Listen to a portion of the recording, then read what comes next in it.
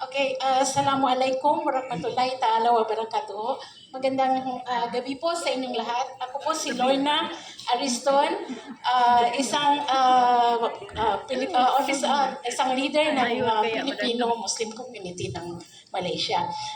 Ang katanungan ko po ay para kay Senator Robin Padilla. Assalamualaikum. Senator, tungkol po ito sa halal. Kasi ang Malaysia ay economic zone nila is halal. Nawala kasi yung copy ko sa QC Mark. Ano ko na lang po. Kasi lahat dito, anywhere ka pwede ka kumain. Not unlike sa Pilipinas, ang halal ay hindi masyado open. So, like cosmetic. Sa cosmetic natin, kailangan halal. Sa pagkain, kailangan halal. Lahat halal. Lahat. Hindi pwede kahit sa tinapay, kailangan walang lard. So, ang gusto namin, paano natin mai-improve sa Pilipinas yung halal. At saka, yung certification ng restaurant sa Pilipinas, minsan merong nag-open pero Christian, pero yung certification ng halal, hinihiling namin na dapat yung certified din ng Malaysia. Halal. Then, sana po, Senator, dahil pinatawag mo kami dito lahat, gusto din namin sana na ano natin ang Pilipinas halal. I'm from Mindanao also, from General Santos City. So, ang General Santos City nag-improve na rin for halal. Especially Manila din nag-improve na rin ng halal dahil sa mga brothers and sisters in Muslim. So, ang gusto namin, natin yung halal product natin. At isa din po ako sa community ng mga tumutulong dito na undercard humanitarian. Maraming salamat po. Maraming salamat po, sister. Okay, mga kababayan, ipapaliwanag ko lang po ng maiksi kung ano yung halal. Kasi baka marami po din sa mga kababayan natin sa Pilipinas ang akala nila ang halal sa Muslim lang. Hindi po. Ang halal po, ibig sabihin, yun po yung isang bagay na kaaya-aya sa Panginoon. Ibig sabihin po, halimbawa po, una, sasabihin nila, hindi, sa mga Muslim lang yan, pag nagkatay ng kambing o ng baka, dinadasalan muna nila. Opo, isa po yun sa halal. Pero ang tunay pong definisyon nun, lahat ng bagay dapat halal. Halimbawa, yung may negosyo ka, kailangan doon sa negosyo mo, siniswelduhan mo ng tama yung mga tao. Yun po ay halal. Okay? Yun po ang ibig niyang sabihin, ha? Halimbawa po, hindi lang po yan sa pagkain.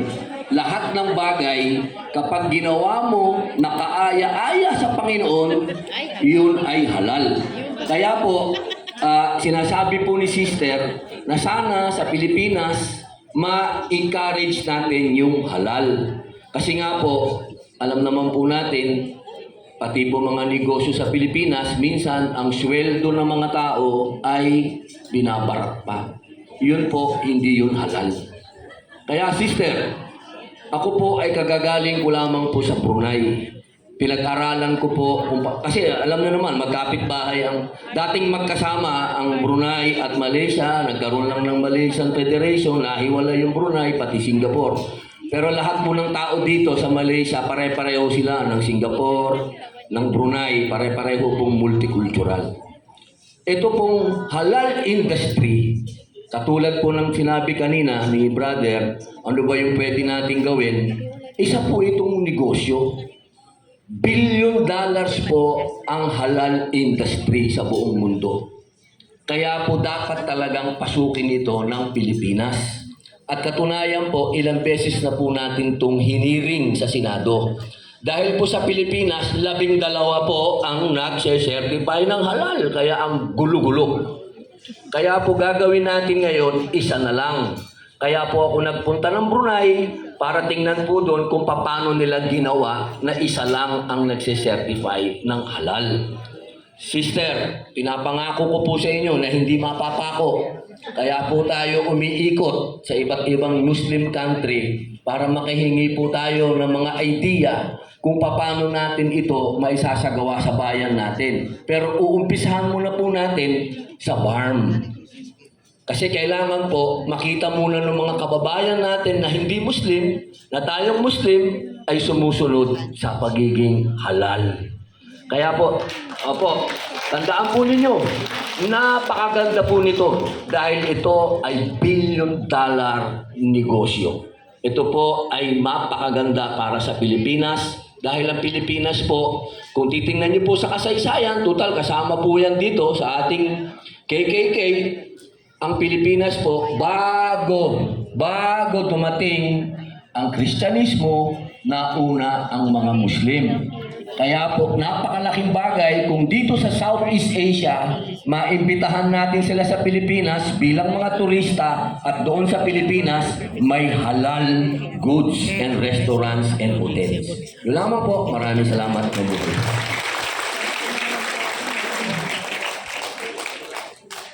Salamat po, Senator Robin. Ang susunod po na magsasalita at magbibigay ng suggestion from Maisu, si Miss Maricel. Hello. Magandang hapon po sa ating lahat. Ako po si Maricel Perel from Maiso, Kuala Lumpur and from Davao City. Bilang isang Pilipinong nagtatrabaho dito sa Kuala Lumpur at araw-araw po akong umaasa sa public transport. Masasabi kong napaka-effective ng sistema nila dito. Lahat ng train at bus ay konektado on time at madaling magbayad gamit ang touch and go. Sa tulad kong commuter na umaasa lang ng pampublikong sakayan, malaking tulong ito para mapabilis at maayos na biyahe papasok sa trabaho. Suggest ko sana sa ating mahal na Pangulo at sa kanyang kabinete na sana gawin din sa Pilipinas, gumawa ng one transport card. At saka para sa lahat ng public transport, MRT, LRT, at ferry at provincial buses. Hindi na kailangan ng hiwa-hiwalay na bayad o cards. Isang seamless system lang ang gamit. Ang MRT at LRT dito sa KL ay malinis, on time at konektado na kagayong gamiting araw-araw. Sana po ma-expand ang modernized na MRT and commuter rail network sa Pilipinas with special focus on connecting cities to suburbs and nearby provinces to make less po sa traffic. Thank you po.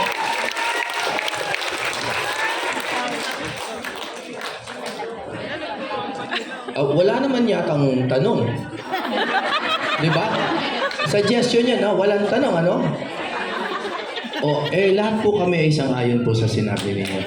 Pero para ho meron ako maiksing maiambag sa inyo, eto ho, wala sanang mag-misinterpret. Ang kailangan po kasi talaga ng Pilipinas ay revolusyon, pero peaceful.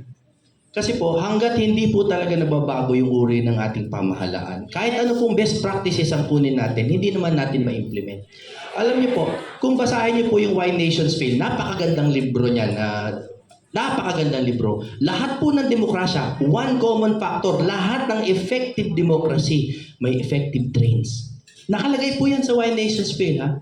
Kasi po, ang unang-una lagi is connectivity. Diba? Dapat po talaga magkaduktong-duktong. Si Senator Robin Padilla, ang diniin kanina pagkakaisa. Paano tayo magkakaisa kung hiwa-hiwalay tayo, kapuluan tayo? Diba talagang ganon? Pinag-usapan namin ni Senator Amy, RA 9184, the procurement law. Galing po ako sa PAGCOR. Bibili ka lang ng computer, 2 taon po. 2 taon. Bakit po? Kasi bago mo mabili, yung alam mo naman pangangailangan, nagbibidding, naglalaban-laban, may corruption, after 2 years makukuha nyo yung pinakapangit, pinakamura. Nangyayari din po yan sa mga trend. Isa pa, bakit po umunlad tayo ng konti sa panahon ni Rodrigo Duterte? Bakit po? Political will. Pag nagtatayo ka ng trend, kailangan mo ng expropriation, eminent domain, right of way. Paano mo kukunin kung yung mga nag-a-appraise, kurakot? Tama. Kaya ano po kailangan natin? Pasensya na po, madiin ang konting salita. Ang kailangan natin, revolusyon. Na kailangan po muna ilagay yung mga tamang tao sa kapangyarihan, tapos baguhin yung sistema. Alam nyo, hindi na kampanya to, so pwede ko sabihin to. Ako hindi ako naniniwala sa bicameral, kailangan isa lang ang bahay. Kasi magulo eh. Nakuha ko lang ha, parliamentary. Kaya ako po, I'm one of the very few na kandidato na sinabi ko noon, I am willing to win and then give up my seat. No? Warakin yung dalawang sistema na yan at gawing iisa na lang kahit ako pa yung umalis. Kailangan po natin ng selfless leaders. Last statement, kaya po mahalaga yung 2028 maging Pangulo si Sara Duterte. Yun po, hindi po ito, hindi ito para lang pumalakpak kayo. Because in order to change the system, kailangan may isang powerful dyan pumasok, baguhin yung sistema, sabay alis. Maraming salamat po. I agree talaga po na it's another Duterte po ang solusyon.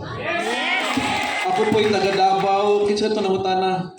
Ako magod from Davao City to Panabo City ang klinik ko. No? So very concerned talaga ako sa daanan.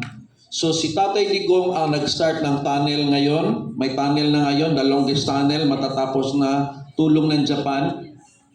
Ang sabi doon, ang mga nagtrabaho doon, mga foreigners.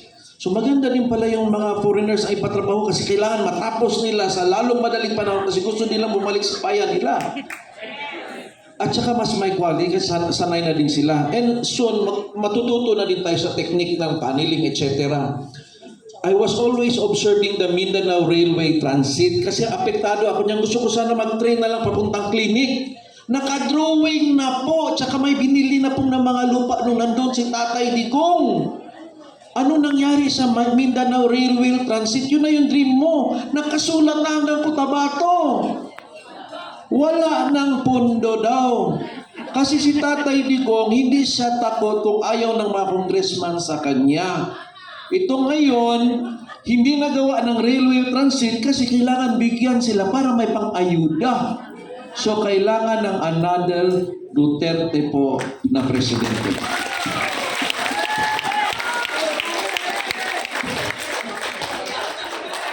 Senator Robin?